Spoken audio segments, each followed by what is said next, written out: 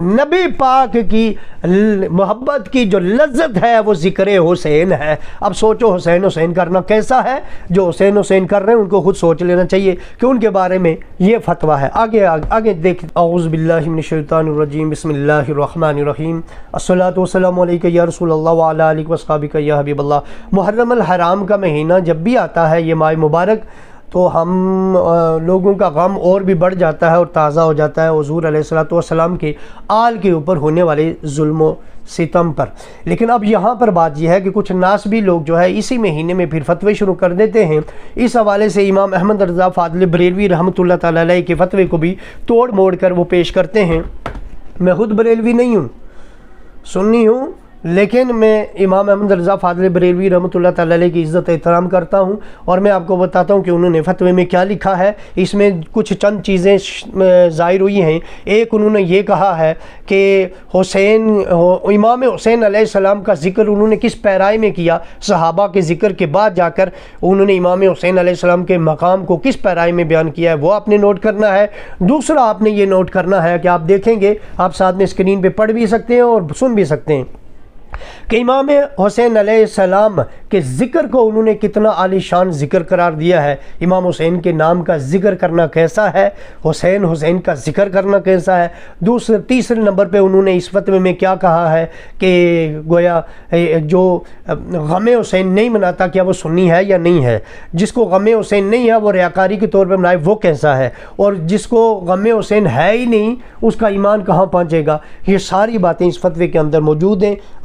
کتاب آپ کے سامنے ہے، پیجز آپ کے سامنے ہیں، آپ پڑھ بھی سکتے ہیں اور آپ کتاب لے کر دیکھ بھی سکتے ہیں۔ یہ فتاوی رضویہ جلد 24ویں ہے اور صفحہ نمبر 486 ہے، 487 ہے اور 488 ہے۔ اب اس میں ان ساری چیزوں کا جو میں نے آپ کے سامنے گوشہ گوار کی ہیں، ان میں مختصراً آپ کے سامنے رکھتا ہوں، تفصیلاً آپ خود پڑھ لیں۔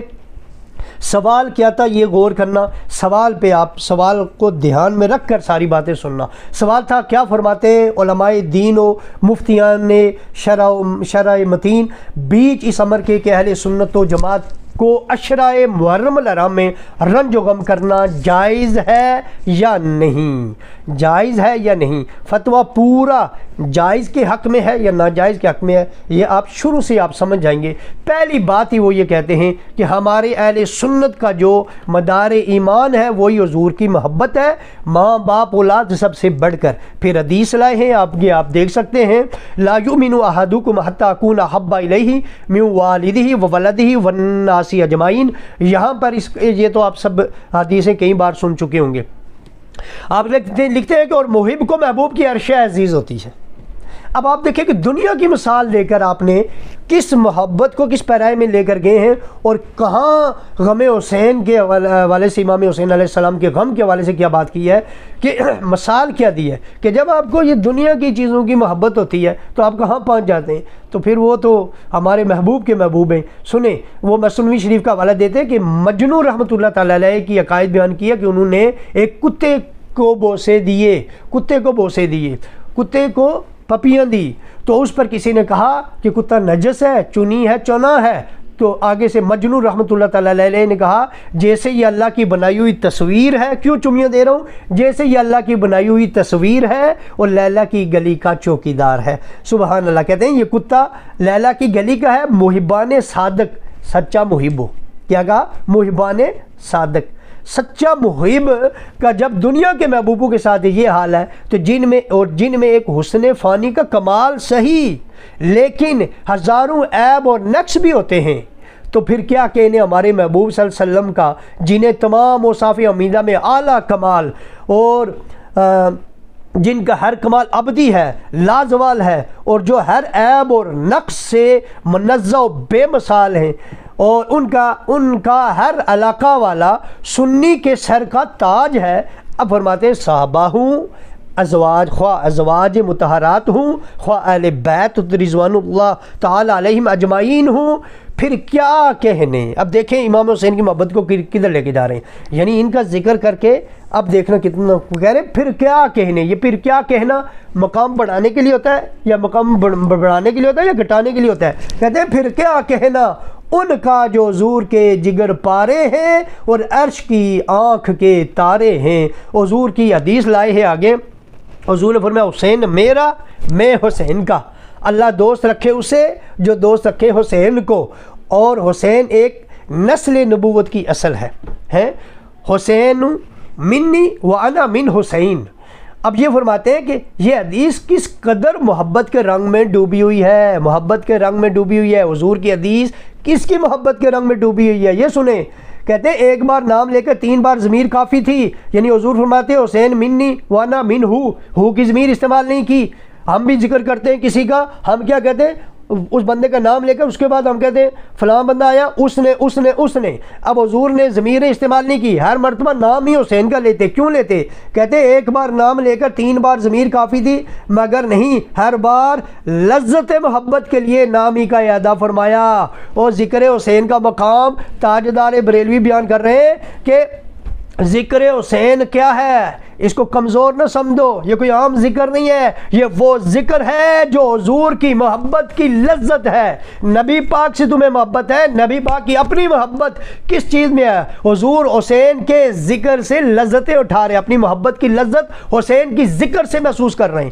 نبی پاک کی محبت کی جو لذت ہے وہ ذکر حسین ہے۔ اب سوچو حسین کرنا کیسا ہے، جو حسین کر رہے ہیں ان کو خود سوچ لینا چاہیے کہ ان کے بارے میں یہ فتویٰ ہے۔ آگے دیکھتے ہیں آگے کیا فرماتے ہیں۔ آگے پھر لکھتے ہیں کہ کون سا سنی ہوگا جسے واقعہ حالہ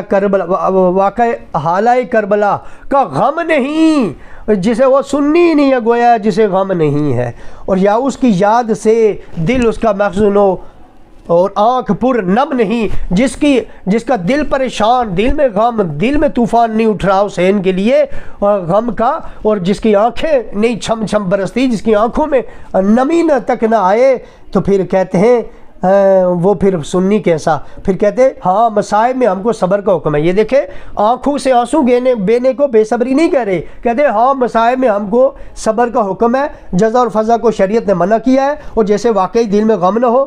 اچھا یہاں پر رک میں ایک بات اور عرض کرتا چلوں، یہ دیکھیں کہتے ہیں کہ صبر ہے، صبر بے صبرا نہیں ہونا چاہیے، لیکن آنکھ سے آنسو نکلنا چاہیے۔ یہاں اس بات کی بھی میں وضاحت کرتا چلوں، پھر میں آگے آتا ہوں۔ آگے یاد رکھیں 3 چیزیں ہیں اس معاملے میں، ایک ہے ماتم کرنا، ایک ہے سوگ کرنا، ایک ہے غم کرنا۔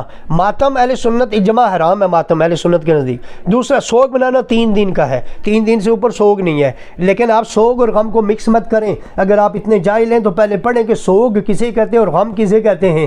سوگ اور غم میں فرق ہے۔ غم جو ہے نا وہ سوگ ہر دنیاوی نظام کا درم برم کر کے آپ بیٹھتے ہیں، لیکن سوگ آپ کوئی بھی کام کرتے ہوئے آپ کے آنسو اس کے ذکر سے آنسو نکل آ جاتے ہیں کسی محبوب کے ذکر سے، تو یہ اس محبوب کی جدائی کا غم بھی ہو سکتا ہے۔ حضرت اگر آنکھ سے آنسو بہنا بے صبری ہوتی اور سوگ ہوتا تو حضرت یعقوب علیہ السلام کے بارے میں آپ کیا کہیں گے؟ حضرت یوسف علیہ السلام کے غم میں دیکھیں قرآن کہتا ہے، میں قرآن سے دلیل دے رہا ہوں، قرآن کہتا ہے کہ وہ اتنا روئے، اتنا، آپ سب نے مفسرین نے لکھا ہے کہ حضرت یوسف کے غم میں روئے اور روتے رہے، آنکھ کی بینائی چلی گئی۔ میں پوچھتا ہوں اس کے بعد بھی سورہ یوسف پڑھیں، اللہ کہتا ہے ہم نے یعقوب کو بڑا صابر پایا، اور جو رو رو کر آنکھوں سے جن کی بینائی چلی گئی ان کو بڑا صابر پایا۔ آقا علیہ الصلوۃ والسلام روئے، بے صبرے تھے۔ حضرت مولا علی، حضرت عمر فاروق رضی اللہ تعالیٰ عنہ کا ان کے اپنے دور میں کتنے سالیں گزر گئی، جب ذکر آتا تو وہ مولا علی کی آنکھیں اشک بار ہو جاتی، تو مولا علی بے صبرے تھے۔ یہ جو غم ہے اسے غم کہتے ہیں اور اسے محبت کہتے ہیں، جو بندے کو اپنے کسی محبوب کی یاد میں ستائے۔ تو اب سنیں اگلی بات سنیں، آگے کہہ رہے ہیں کہ جسے اس واقعی دل میں غم نہ ہو اسے جھوٹا اظہار غم ریا ہے۔ ہائے ہائے ہائے، یہ تو آپ نے کمال کی بات کی۔ وہ آپ کہہ رہے ہیں کہ غم حسین غم حسین کرنا عبادت ہے، نیکی ہے۔ میں آپ سے پوچھتا ہوں، آپ کہتے ہیں کہ ریا نہیں کرنی چاہیے، غم میں ریا نہ ہو۔ ریاکاری نیکی میں، نماز پڑھنے میں ریاکاری ہوتی ہے یا نماز چھوڑنے میں؟ نماز پڑھے گا بندہ دکھاوے کے لیے، وہ ریاکاری ہے۔ نماز پڑھے گا دکھاوے کے لیے تو وہ ریاکاری ہے، نماز دکھاوے کے لیے نہیں پڑھنی چاہیے۔ ریاکاری نیکی کے کاموں میں ہوتی ہے، عبادت کے کاموں میں ہوتی ہے۔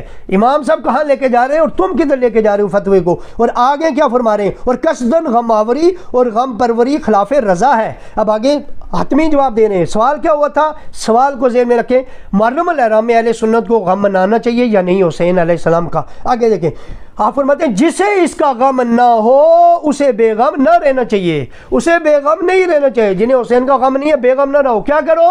اب آگے فتویٰ سنو، اگلا پیج بھی تو تم لکھتے، تم نے خالی ٹک کر کے پچھلا حصہ دے دیا۔ آگے کہتے ہیں بلکہ اسے غم نہ ہونے کا غم چاہیے کہ اس کی محبت ناقص ہے، حضور سے محبت تمہاری ناقص ہے۔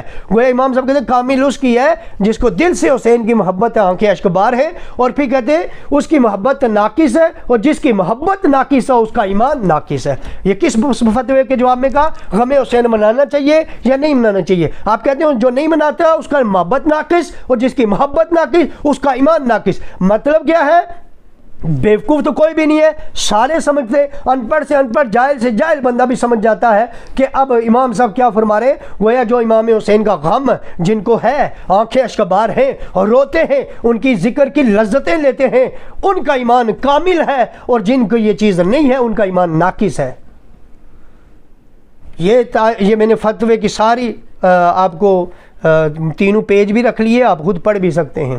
اللہ تعالیٰ میں حسین علیہ السلام کی سچی محبت، اہل بیت کی محبت، حضور کے صحاب کی محبت، آقا علیہ الصلوۃ والسلام اللہ کی محبت، حضور کی آل کی، اصحاب کی، اور اولیاء کاملین کی اور علماء حق کی محبت عطا فرمائے۔ وآخر دعوانا الحمدللہ۔